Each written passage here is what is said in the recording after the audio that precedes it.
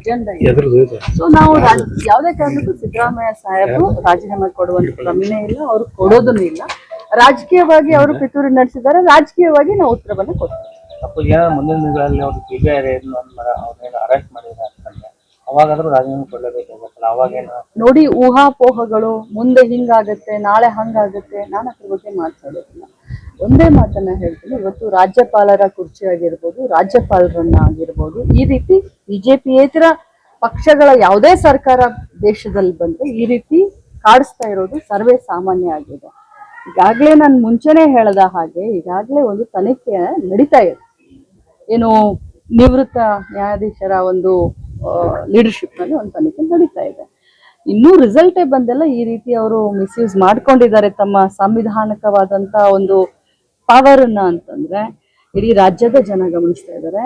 ಒಕ್ಕೋರ್ಲಿಂದ ಕಾಂಗ್ರೆಸ್ ಪಕ್ಷದ ಎಲ್ಲ ಶಾಸಕರು ಎಲ್ಲ ಮಂತ್ರಿಗಳು ಇವತ್ತು ಮಾನ್ಯ ಮುಖ್ಯಮಂತ್ರಿಗಳ ಬೆನ್ನಿಗೆ ನಿಂತಿದ್ದೀವಿ.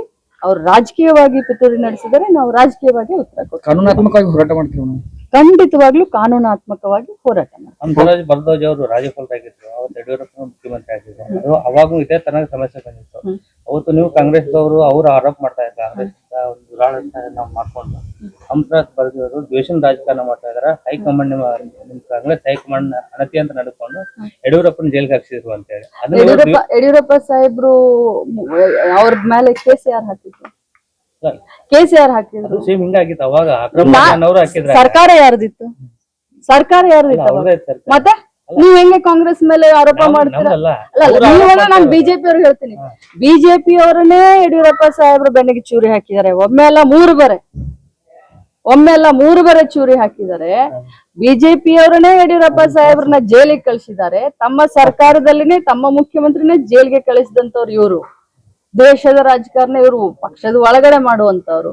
ಈಗ ಆ ಒಂದು ಉದಾಹರಣೆಯನ್ನ ನಮಗ್ ಕೊಟ್ರೆ ನಮಗ್ ಗೊತ್ತಿದೆ. ಒಂದ್ ಮಾತನ್ನ ಹೇಳಲಿಕ್ಕೆ ಬಯಸ್ತೀನಿ ಬಂಧುಗಳೇ, ಕಾಂಗ್ರೆಸ್ ಪಕ್ಷ ಶಿಸ್ತಿನ ಪಕ್ಷ.